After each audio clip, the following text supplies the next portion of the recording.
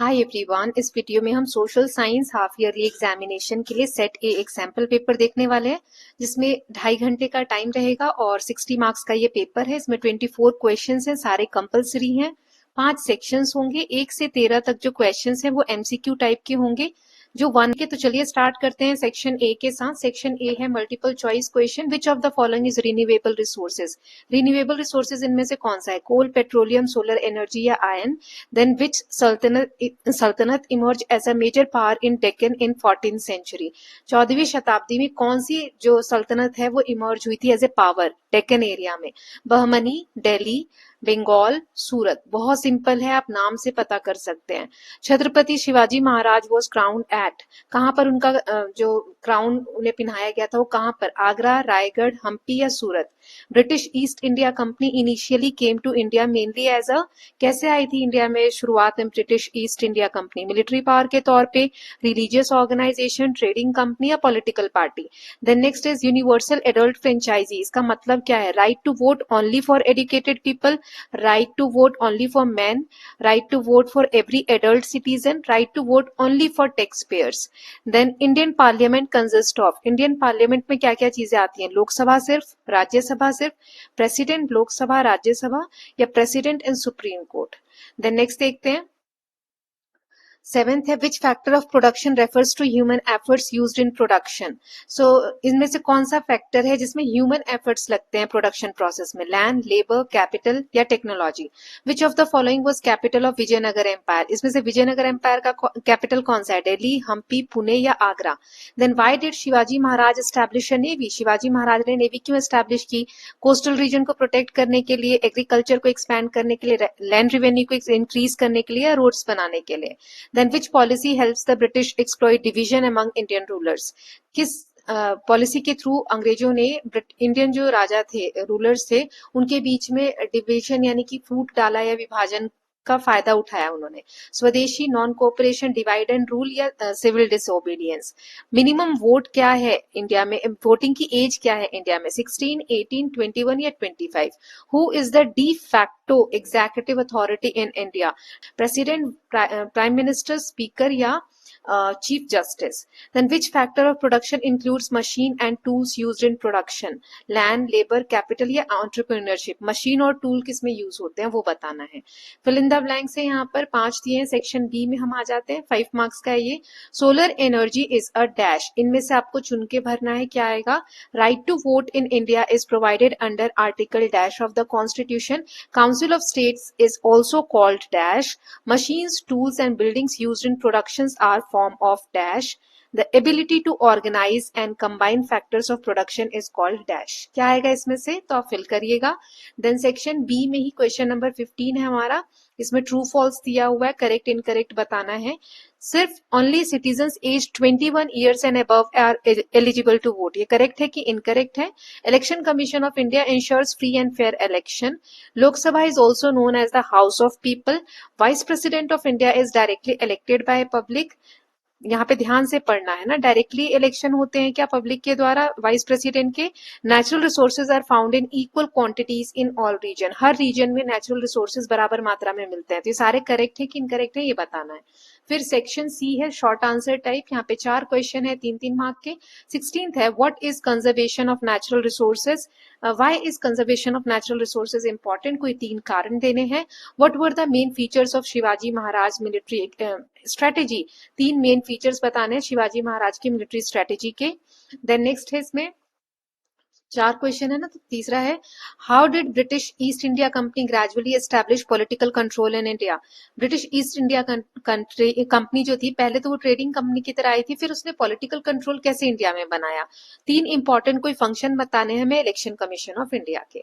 Then section D है हमारा, ये 4 मार्क्स का एक क्वेश्चन है, पैसेज रीड करना है और क्वेश्चन के आंसर करने हैं। इन पार्लियामेंट्री सिस्टम प्रेसिडेंट जो है वो नॉमिनल हेड होते हैं किसके? यूनियन एग्जीक्यूटिव के। वहीं पर जो प्राइम मिनिस्टर होते हैं वो डी फैक्टो एग्जीक्यूटिव होते हैं, अथॉरिटी होते हैं। Then Then Prime Minister leads the Council of Minister. Council of Minister is collectively responsible to the Lok Sabha.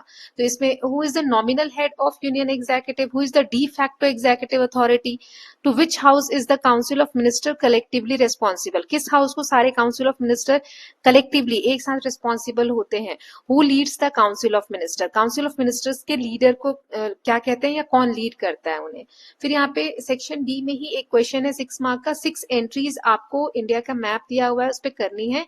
Hampi कहाँ आएगा, रायगढ़, फिर जहाँ पे शिवाजी महाराज का राज्याभिषेक स्थल था, हम्पी कहाँ आएगा, और सूरत जो कि व्यापारिक केंद्र था, ट्रेड सेंटर था, पौंडीचेरी फ्रेंच सेटलमेंट थी, प्लासी या प्लासी बोलते हैं, बैटल ऑफ प्लासी कहाँ पर हुआ था, और कोचीन. ठीक है, तो ये कहाँ आएंगे ये आपको एंट्रीज करनी है. देन सेक्शन ई है हमारा लॉन्ग आंसर टाइप क्वेश्चन है. इसमें 5 मार्क का ये क्वेश्चन है 22. Explain how uneven distribution of natural resources affect human settlements, trade and conflicts. किस तरीके से हर जगह पे नेचुरल रिसोर्सेज सेम मात्रा में नहीं है, तो ये कैसे ह्यूमन सेटलमेंट्स को अफेक्ट करते हैं, ट्रेड को अफेक्ट करते हैं, और कन्फ्लिक्ट्स कैसे होते हैं इसके कारण से ये बताना है. या फिर आप इसमें ये वाला कर सकते हैं, डिफरेंस बताने हैं renewable and non renewable resources में, और हमें तरीके भी बताने हैं जिससे हम उसे रिस्पॉन्सिबली यूज कर सकते हैं. देन 23rd क्वेश्चन है explain main features of Chhatrapati Shivaji Maharaj military strategy and administration. या फिर इसमें से हमें बताना है कि how did the Marathas emerge as a major power in India, explain. Marathas कैसे एक मेजर पावर के तौर पे उभर कर इंडिया में आए वो बताना है. Then 24th question is explain the main factors of production. Factors of production हमें एक्सप्लेन करने हैं मेन जो है, और डिस्क्राइब करना है हाउ दे आर इंटरकनेक्टेड, ये एक दूसरे से जुड़े कैसे हैं वो बताना है गुड्स और सर्विसेज को प्रोड्यूस करने में. या फिर आप इसमें से ये वाला कर सकते हैं explain how British transform their trading presence in India into political and colonial domination. हमें ये बताना है कि किस तरीके से जो ब्रिटिशर्स आए थे उन्होंने पहले ट्रेडिंग से शुरुआत की, फिर पॉलिटिकल और कॉलोनियल के तौर पर, कोलोनाइजर के तौर पे वो लोग डोमिनेट करने लगे. तो ये सब कैसे हुआ ये बताना है. ठीक है, तो क्वेश्चन पेपर हमने देख लिया, अब आंसर्स देख लेते हैं. विच of the following is renewable, तो सोलर एनर्जी. दिल्ली सल्तनत इमर्ज जो डेक्कन में हुआ है वो है बहमनी. छत्रपति शिवाजी महाराज रायगढ़ में उनका कोरोनेशन हुआ था. Then British East India company शुरू में ट्रेडिंग कंपनी के तौर पे आई थी. यूनिवर्सल एडल्ट फ्रेंचाइजी का मतलब होता है right to vote for every adult citizen. Indian parliament consist of president, Lok Sabha and Rajya Sabha. Which factor of production refers to human efforts used in production, labour. Human के efforts लग रहे हैं किस वाले में, लेबर में. Then next is capital of Vijayanagar is Hampi. Then Shivaji Maharaj ने navy इसलिए बनाई थी ताकि वो कोस्टल रीजन्स को प्रोटेक्ट कर सकें. फिर which policy help British exploit division among Indian rulers, divide and rule. फूट डालो शासन करो. मिनिमम वोटिंग एज 18 ईयर्स है. डी फैक्टो एग्जीक्यूटिव जो होते हैं वो प्राइम मिनिस्टर होते हैं. डी फैक्टो मतलब होता है कि मेन पावर इनके पास ही होती है. ठीक है, और नॉमिनल यानी कि सिर्फ नाम मात्र के हेड कौन होते हैं, प्रेसिडेंट होते हैं. विच factor of production includes machine and tools, तो कैपिटल में आता है मशीन, टूल्स, ये सारी चीजें. सोलर एनर्जी क्या है, रिन्यूएबल रिसोर्स है. राइट टू वोट इंडिया का आर्टिकल 326 में है. काउंसिल ऑफ स्टेट्स को राज्यसभा भी कहते हैं. मशीन, टूल्स, बिल्डिंग्स, ये सारे कैपिटल के एग्जाम्पल हैं. Then ability to organise and combine factors of production, और रिस्क लेने की जो कैपेबिलिटी होती है वो एंटरप्रेन्योरशिप में होती है. देन करेक्ट इनकरेक्ट बताना था, तो ये इनकरेक्ट है, 21 नहीं 18 ईयर्स है. फिर election commission free fair election conduct कराता है, तो ट्रू. लोकसभा को हाउस ऑफ पीपल भी कहते हैं, तो true. Vice president of India directly elect होते हैं, नहीं ये गलत है, इनडायरेक्टली होते हैं. नेचुरल रिसोर्सेज हर जगह बराबर नहीं पाए जाते हैं, तो ये भी क्या है, इनकरेक्ट है. फिर हमें यहाँ पे कंजर्वेशन के लिए नेचुरल रिसोर्सेज के 2 तरीके बताने, क्यों जरूरी है वो बताना, और 3 रीजन देना है. So many resources are limited and may get exhausted. It helps maintain ecological balance. It ensures that resources remain available for future generation. अगर हम सही से यूज करते हैं तो हम आगे आने वाली जनरेशन के लिए भी इसके जो रिसोर्सेज है उनको सेव करके और कंजर्व करके रख सकते हैं. फिर मेन फीचर्स बताने शिवाजी महाराज की मिलिट्री स्ट्रेटेजी के. सो ही यूज ऑफ गुरिल्ला वॉरफेयर का यूज करना, effective use of forts and local terrain, development of a strong navy to protect the western coast. Then next is how did British East India Company gradually establish political control in India? So initially वो India में as ए trading company आए, फिर धीरे धीरे उन्होंने जो Indian rulers थे उनके कन्फ्लिक्ट में, लड़ाई झगड़ों में इंटरफेयर करना शुरू कर दिया, फिर मिलिट्री पावर का यूज करके, पॉलिसीज का यूज करके, जैसे डिवाइड एंड रूल जैसी पॉलिसी, और फिर उन्होंने अपना पॉलिटिकल कंट्रोल को क्या किया, एक्सपैंड किया। ठीक, 3 मार्क का है, 3 पॉइंट्स लिखने हैं। Then next is mention any 3 important functions of election commission of India. So एक तो इलेक्शन के डेट्स डिसाइड करना, ओवरसी करना इलेक्टोरल प्रोसेस को, और एनफोर्स करना मॉडल कोड ऑफ कंडक्ट को। अगर आप लोग ये पीडीएफ चाहते हैं बेटा, ये सैंपल पेपर्स के 1 सेट या 2 सेट या 3 सेट, 1, 3 और 5 सेट्स का आप ले सकते हैं पर सब्जेक्ट, तो अलग अलग चार्जेस हैं, व्हाट्सएप पे कनेक्ट कर सकते हैं। ठीक है, अदरवाइज मैं यहाँ करा ही रही हूँ, आप यहाँ से खुद से भी कर सकते हैं नाउ। और नोट्स फ्री नहीं है, तो मतलब सैंपल पेपर्स फ्री नहीं है, तो अकॉर्डिंगली कनेक्ट करिएगा। अब जो हमने पैसेज पढ़ा था उसमें नॉमिनल हेड कौन होते हैं, प्रेसिडेंट ऑफ इंडिया, नाम मात्र के। डी फैक्टो यानी मेन प्राइम मिनिस्टर। किस हाउस के लिए, house council of minister collectively responsible होते हैं, लोकसभा के लिए। क्यों? क्योंकि डायरेक्टली चुन के आते हैं लोगों द्वारा। काउंसिल ऑफ मिनिस्टर को कौन लीड करता है, प्राइम मिनिस्टर। देन नेक्स्ट है मैप बेस्ड जो क्वेश्चन था, इसमें देखो यहाँ पर ये वेस्ट बंगाल वाला एरिया, तो यहाँ पे पलासी आएगा, यहाँ हम्पी आएगा कर्नाटका में, यहाँ महाराष्ट्र में रायगढ़ है, यहाँ पर कहीं आएगा। ठीक है, और सूरत यहाँ आएगा। फिर क्या था, कोची या कोचीन यहाँ केरला के मालाबार कोस्ट के पास आएगा, और ये पोंडिचेरी, ये जो इंडिया का यहाँ पे कर्व आता है ना, यहाँ पे पोंडिचेरी आएगा जो फ्रेंच सेटलमेंट था। ठीक है, तो ये सारी इस तरीके से आप पहले एक डॉट बनाते हैं, फिर उसको सर्कल करते हैं, फिर ऐसे एरो बनाते हैं और बॉक्स बना के उसमें लिखते हैं जो भी चीज आपको लिखनी है। ठीक है, साफ सुथरा ऐसे करेंगे। नाउ सेक्शन ई है uneven distribution of natural resources कैसे अफेक्ट करता है ह्यूमन सेटलमेंट, ट्रेड और कॉन्फ्लिक्ट्स को, देख लेते हैं। देखो मैंने इसमें 5 पॉइंट्स बताए हैं। आपके जितने मार्क्स का पेपर आता है, मान लो 3 मार्क्स का है तो 3 पॉइंट्स लिखना, 4 मार्क्स का है तो 4 लिखना, 5 का है तो 5 लिखना। ठीक, इसलिए मैंने ज्यादा बता दिया, आपको काम आएगा। सो लोग जो है हमेशा सेटल करते हैं near areas where essential resources, जैसे पानी या फर्टाइल लैंड जहां पर अवेलेबल है, लोग वहां पे सेटलमेंट बनाते हैं, वहां रहना प्रेफर करते हैं। रीजन जहां पे रिच है रिसोर्सेज में, वहां पे डेवलपमेंट बहुत ज्यादा होती है, इंडस्ट्रीज की और ट्रेडिंग सेंटर्स की। फिर एरिया जहां पे रिसोर्सेज लैक है, मतलब रिसोर्सेज ज्यादा नहीं है, वो डिपेंड होते हैं ऑन अदर रीजन, दूसरे रीजन पे, और ट्रेड में एंगेज होने के लिए ना। Competition over valuable resources can sometimes lead to conflict. Conflict क्यों होते हैं, लड़ाई झगड़े क्यों होते हैं, कंपटीशन है वैल्यूएबल रिसोर्सेज का, और मतलब रिसोर्सेज लिमिटेड है और जो नीड है वो ज्यादा है। ठीक है, therefore the distribution of resources influence settlements, economic activities and relations between the regions. Now explain the difference between renewable and non, ये और वाला है ना, या तो वो करना है या ये करना है। तो जैसे डिफरेंस बता दोगे रिन्यूएबल का, these are resources that naturally regenerate over time such as sunlight, wind and water. Non renewable that are limited and take very long time to form such as coal, petroleum and minerals. अब इसमें बताना है 3 तरीके जिससे हम responsible तरीके से use कर सकें।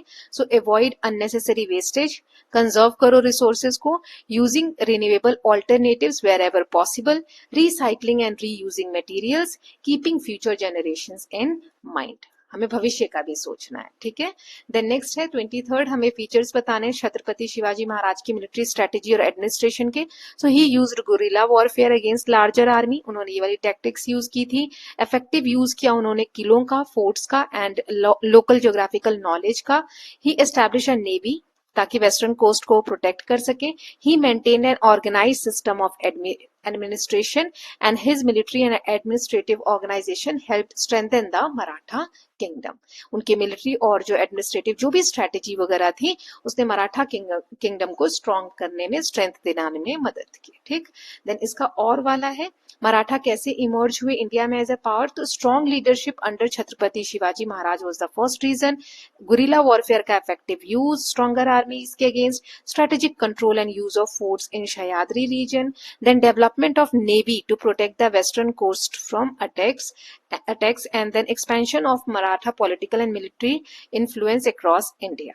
ठीक है, एक्सपेंशन जो वो कर रहे थे, पॉलिटिकली भी कर रहे थे और मिलिट्री का इन्फ्लुएंस जो था उसकी वजह से वो अपना विस्तार करते जा रहे थे एरिया का। सो लास्ट वाला क्वेश्चन है 24th, आई थिंक ये लास्ट है। Explain main factors of production and describe how they are interconnected. So ये चार है मेन फैक्टर्स।